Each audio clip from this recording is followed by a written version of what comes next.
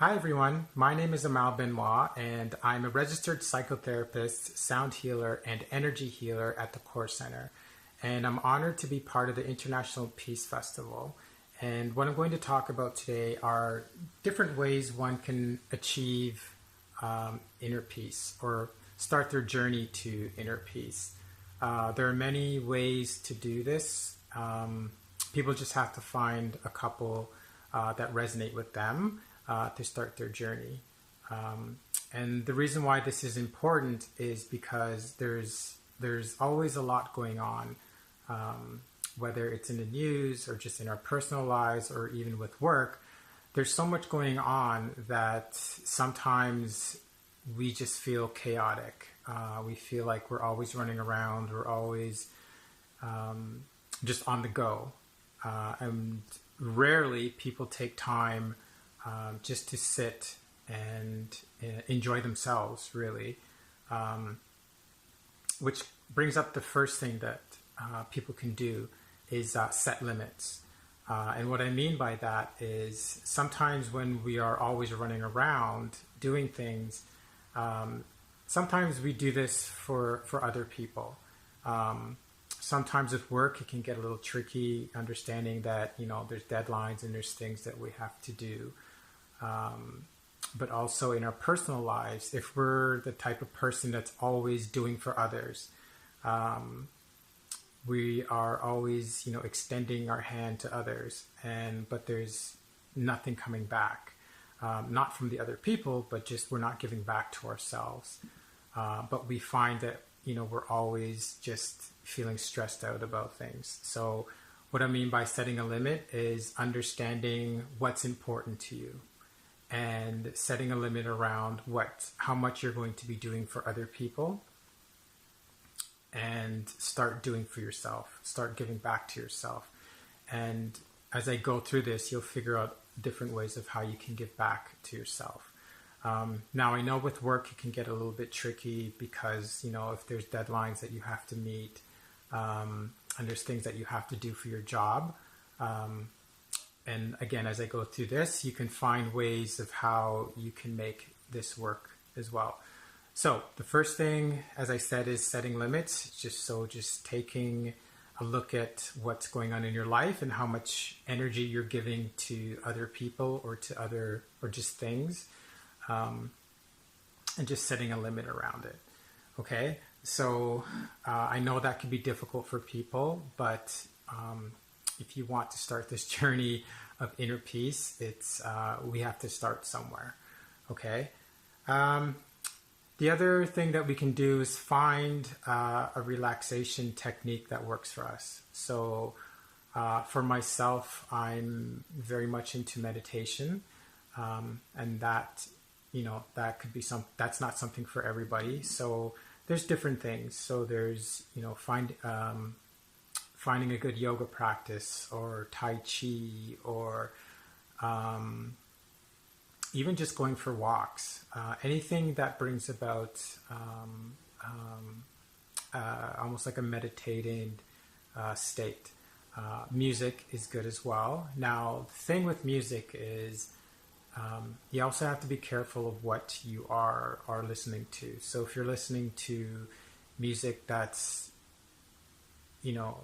like heavy metal or hip hop or anything that gets you like really amped up, you want to do the opposite. So I'm not saying you have to listen to classical music, but just be aware of what you're listening to and pay attention to how your body's feeling when you're depending on the music that you're listening to. Okay, so you can find a technique that works for you. As I say, for me it's meditation, and there's various there's many different types of meditations. So it's about finding one that works for you. And I know people generally are a little bit scared to get into meditation just because people feel like they can't meditate and it's too hard. But as I said, there's many forms of meditation, and it's just a matter of finding one that resonates with you.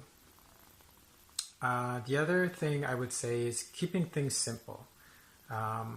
And trying not to make mountains out of molehills. So just paying attention to your reaction to things. So if somebody says something and you have like a big reaction to it, just pay attention to that. Is it really that big of a deal? Is it something that you have to get excited about in a negative way, right? So just pay attention to how you're reacting to things that come your way, whether it's what people say, whether it's the amount of work that you have to do on your job, kids, right? So just pay attention to your reaction to different people and to different things, okay? And that being said, which leads me into the other thing, which is slowing down. And what I mean by that is bringing mindfulness into your daily life. So if you're not familiar what mindfulness is, it's basically that. It's bringing awareness to your daily life. And if you're not someone that understands or how to do or practice mindfulness, you can always contact a practitioner or a therapist that teaches mindfulness, as well as there are groups that people can join to go through a mindfulness practice so they can incorporate that into their daily lives. But generally what it is, it's paying attention to what's happening to yourself mentally, emotionally, physically, spiritually, when it comes to interactions with things in your environment. So again, with your workplace, with your partner, with just pretty much anything. I would say the biggest thing though is your thoughts. Being mindful of your thoughts. What are you telling yourself on a daily basis? This is key. This is very important. Which kind of goes back to when I was talking about meditation, why a lot of people struggle with meditation is because when they find themselves sitting for a bit, their mind is just, thinking about grocery shopping, thinking about work, thinking. They're always, everything is external. So what mindfulness does, it brings everything back to the internal. So you are paying attention to your thoughts and how that is affecting your body, how that is affecting even your relationships with people, okay? So slow down and invite mindfulness into your daily life. And I would say the other thing is declutter. And what I mean by that is there's two things when it comes to decluttering. So one is decluttering your space. Growing up, my mom used to say, make sure you clean your room, because how you keep your room is how your mind will be. And I never understood that until I got much older. And it's very similar to walking into a house or an apartment and you have a sink full of dirty dishes and you just have that reaction like, I just had a long day at work or whatever it is, and you come home and there's clutter, right? So if you're able to take a look at either your workspace or even your car, your home space, and see how much you can just declutter, and just, if there's things in your home, in your car, in your workplace that you don't really need, but they're just kind of taking up space, throw them out, right? Or give it away or sell it, or, it's just about decluttering, creating a space where the energy just can flow freely. Okay. And then the second part to decluttering is the mind, which goes back to practicing mindfulness techniques, right? So, as I said before, our mind is just always busy with thinking about various things. So if we're able to, again, slow down and just declutter the thoughts that are going through our heads, then that will help to bring inner peace. Okay. The other thing which kind of goes with the decluttering is being, I don't want to say minimalist, but I guess, a minimalist, right? So that can also be part of keeping things simple, right? So do you need a lot of things that are in your home? Do you need a lot of just paying attention to needs versus wants, right? Or is it just better to keep it simple? For myself, when people come to my home, for many years, people would say, "You don't have any furniture in your house."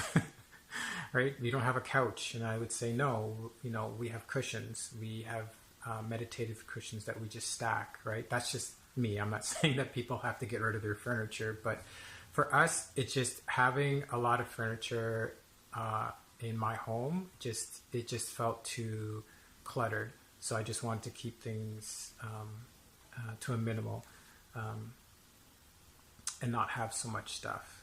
Okay. And for me, that brings, a lot of, it creates inner peace for me because I'm not coming home to just a lot of stuff. I've just never liked a lot of stuff. The other thing that one can do is giving yourself some time, like giving yourself a weekend or giving yourself a weekend or a night to yourself. So what I mean by that is not even weekend. I would say just giving yourself some time. And what I mean by that is too often most of us set an alarm at night to wake up in the morning at a specific time because we have to get up and start a routine to go to work. And usually it's you wake up, you brush your teeth, or you have breakfast. You're just kind of go, and then you're out the door, and then you start your 8-hour, 10-hour, 12-hour shift. And you come home, and it's the same. Getting ready for creating dinner, supper, shower, bath. If you have kids, taking care of them. If you have a dog, it's walking the dog. So it's a bunch of things that people do. So giving yourself time means how would it feel if you were to wake up a half hour earlier and just enjoy the morning, enjoy that half hour? You can either meditate, you can do yoga, you can just sit, to be honest, and just sit with yourself, just like how I'm sitting now. All right. And you just, you can either just kind of think about what you need to do for the day, but try not to stress about the things that you have to do for your day. But it's just about giving yourself some time. And the same thing in the evening time. So when the evening time rolls around, just before you go to bed, even if you just sit with yourself, with your partner, with your dog, or whatever it is, or whoever it is, you just sit and just, you could reflect on the day. Now, when I say reflect on a day, it's not about attaching to the negative things that have happened throughout the day. So if you had a very busy day at work or with the kids, it's not focusing so much on that. It's just reflecting on the day. At the end of the day, we all could do things differently, right? We all think about like, oh, I should have done this differently or that differently. It's not about getting caught up on that. It's just thinking about the day and just not attaching to it. And again, just giving yourself some space and time before you go to sleep. Now, back to the weekend thing, and that's more about, just going away if you can, right? If not, it's just getting out in nature or doing things that bring joy to you. That's a way to also bring inner peace, is to have fun. If you're not having fun, then how are you bringing inner peace to yourself, right? Like, life is too stressful. Life is very busy. So we must always remember to bring joy to our world. Okay. And then the other thing is accepting and letting go. Many of us have a past of, things that we've held on to. things that we experienced as a child or an adult that we've just held on to, whether it was a bad relationship or whatever it is. It could be something minor, it could be something major, but at the end of the day, it's about accepting and letting go. I know many people talk about forgive and forget. I like to look at accepting and letting go, because once you're able to accept things 100% and wholeheartedly, then it's easier to let things go. Whereas if you're trying to forgive somebody or forgive a situation and forget, it's hard to forget if you haven't forgiven the person or forgiven the situation. So you kind of put yourself in this chaotic cycle. So yeah, it's learning to accept the things that have happened in your life, again, minor or major, and being able to move forward. Okay. And I would say the last thing is, or the second last thing I would say is take things one day at a time.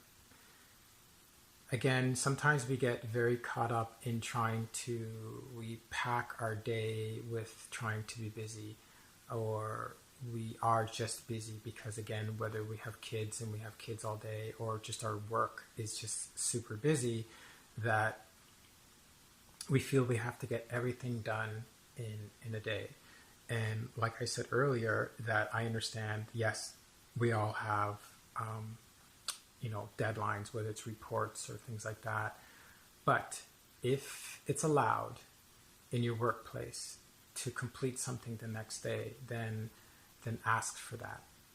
If it's your personal life, instead of stressing about every little thing, just do your best.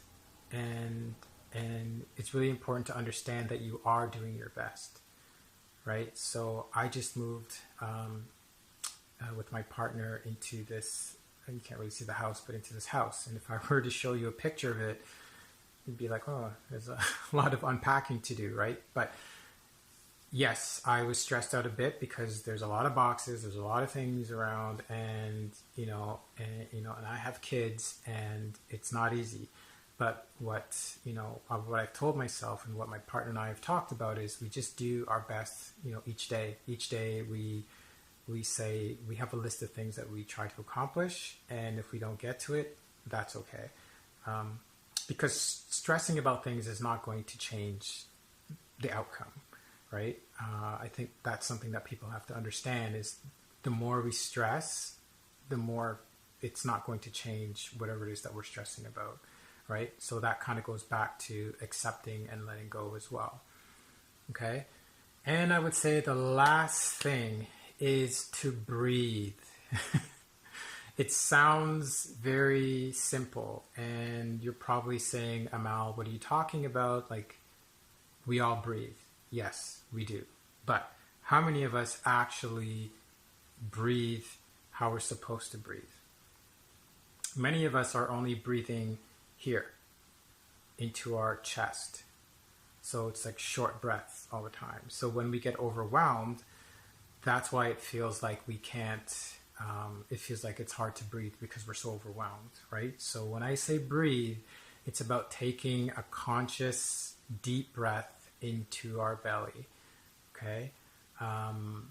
Even throughout your day, if you can just take a few deep breaths throughout your day. I know I had clients who've actually set times in their phones where their alarm will go off and it'll say breathe, and they stop whatever they're doing if they can, and they just consciously sit, and then they take like 20 deep breaths into their belly, and then they're able to continue what they're doing, right? So it sounds simple, but it's something that a lot of people that I've noticed, that I've worked with, they just don't do, right? So when you're busy, when you're always on the go, you're not paying attention to your breath. And not that people, well, I guess I do, because I notice when I'm go, I notice that obviously I get tired more,